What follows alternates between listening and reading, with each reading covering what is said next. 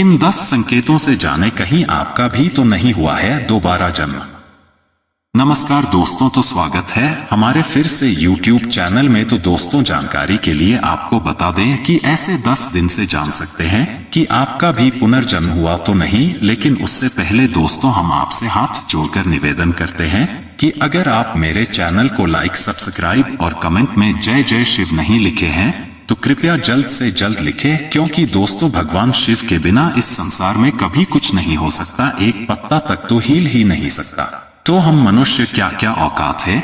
इसलिए दोस्तों, आपसे गुजारिश करते हैं कि अगर आप मेरे फेसबुक पेज पर देख रहे हैं तो फॉलो कीजिए, और अगर यूट्यूब चैनल पर देख रहे हैं तो लाइक, सब्सक्राइब और कमेंट में जय जय शिव जरूर लिखें, क्योंकि दोस्तों भगवान शिव की कृपा हम मनुष्य पर हमेशा बना रहे, इसलिए आपसे गुजारिश करते हैं। और दोस्तों, एक बात का हमें बहुत बुरा लगता है कि हम लोग हिंदू धर्म में जन्म लेकर और अपने ईश्वर का नाम जुबान पर लेने से कतराते हैं, अपने आप को बेइज्जती महसूस करते हैं। पर ऐसा क्यों दोस्तों, जबकि यही बात मुसलमान धर्म में किया जाए तो वह लोग ऐसा कभी नहीं सोचते हैं या ऐसा कभी नहीं करते हैं। ऐसा एक भी दिन नहीं है कि वह लोग अपने जुबान पर अल्लाह ताला का नाम ना लेता होगा। तो हम लोग हिंदू धर्म में इतना भेदभाव क्यों, इतना परिवर्तन क्यों? इसलिए दोस्तों, आपसे हाथ जोड़कर अनुरोध करते हैं कि अगर आप मेरे फेसबुक पेज पर देख रहे हैं वीडियो तो फॉलो कीजिए, और अगर यूट्यूब चैनल पर देख रहे हैं तो लाइक, सब्सक्राइब और कमेंट में जय जय शिव जरूर से जरूर लिखने का प्रयास करें, ताकि इस सावन की पावन महीना में भगवान शिव हम मनुष्य पर कोई ऐसा चमत्कार कर दे जो हम मनुष्य की जरूरत हो। और दोस्तों, एक बात हम आपको बता दें कि सावन की पावन महीना भोलेनाथ का यह महीना होता है जो भोलेनाथ अपने कैलाश पर्वत छोड़कर और इस धरती पर पधारते हैं। इसलिए आपसे हम गुजारिश करते हैं कि अगर आप अपने जुबान पर भगवान शिव का नाम नहीं ले सकते, बेइज्जती महसूस करते हैं, तो कम से कम कमेंट बॉक्स में जय जय शिव तो जरूर लिख सकते हैं। इसलिए दोस्तों, आप मेरे फेसबुक पेज को फॉलो कीजिए, और अगर यूट्यूब चैनल पर देखें तो लाइक, सब्सक्राइब और कमेंट में जय जय शिव या बम बम भोले अवश्य लिखने का प्रयास करें। तो दोस्तों, चलिए वीडियो शुरू करते हैं और आपको बताते हैं कि ऐसी कौन से 10 संकेत हैं जो पुनर्जन्म हुआ है या नहीं, कैसे बता देता है। तो दोस्तों, कई लोगों को रात में एक तरह के सपने आते हैं व उन्हें ऐसा लगता कि इस जगह वो पहले भी आ चुके हैं, जबकि हकीकत में वो कभी उस जगह गए ही नहीं होते हैं। तो क्या है वो अजीबोगरीब चीजें जो देती हैं पुनर्जन्म का संकेत? आइए जानते हैं। पौराणिक ग्रंथों के अनुसार पुनर्जन्म का सबसे बड़ा संकेत सपने देते हैं। अगर किसी व्यक्ति को ज्यादातर एक ही तरह के सपने दिखते हैं, जिसमें वो ऐसे लोगों को देखता हो जिनसे उनकी पहचान लगती हो या कोई हादसा होते हुए दिखाई देता हो आदि, ये सभी आपके दोबारा जन्म लेने की बात को पुख्ता करते हैं। जिन लोगों का दोबारा जन्म होता है उन्हें किसी जगह से बहुत लगाव होता है।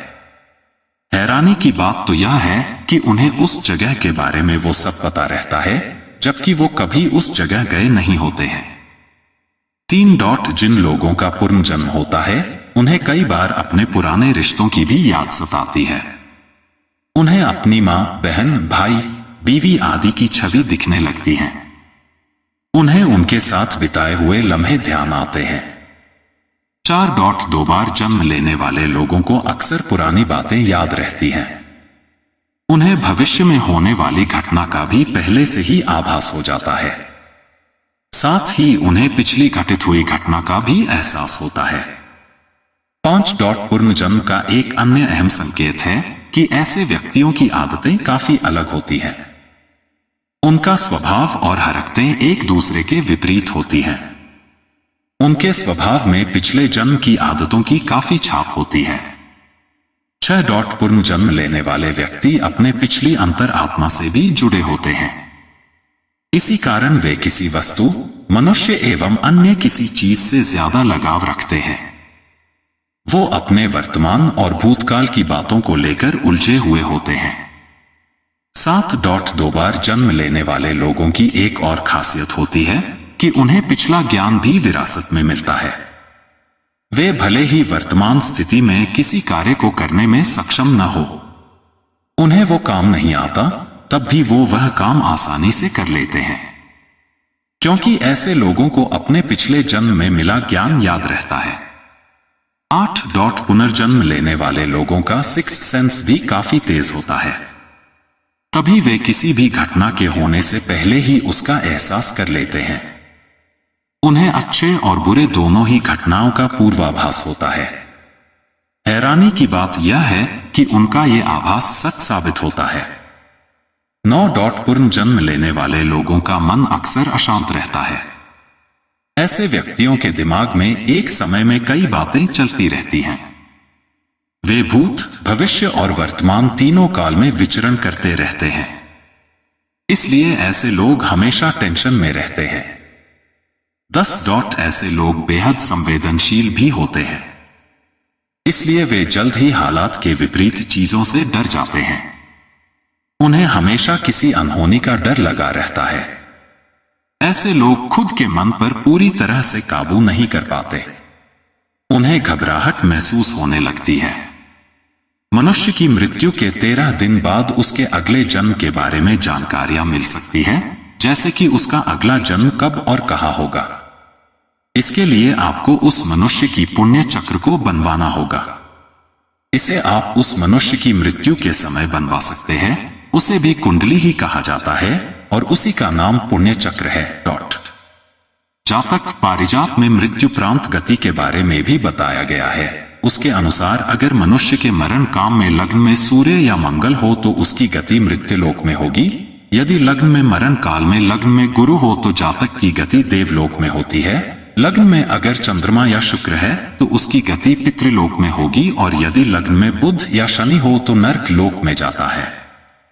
लेकिन जातक के 12वें स्थान में शुभ ग्रह हो, द्वादशेष ग्रह बलवान होकर शुभ ग्रह से दृष्टि हो तो जातक को मोक्ष की प्राप्ति होती है। साथ ही अगर जातक की जन्म कुंडली में गुरु और केतु का संबंध द्वादश भाव से हो तो इससे भी जातक के मोक्ष प्राप्ति के योग बनते हैं। किंतु जातक के 12वें भाव में शनि, राहु या केतु की युति अष्टमेश के साथ हो तो जातक को नरक की प्राप्ति होती है।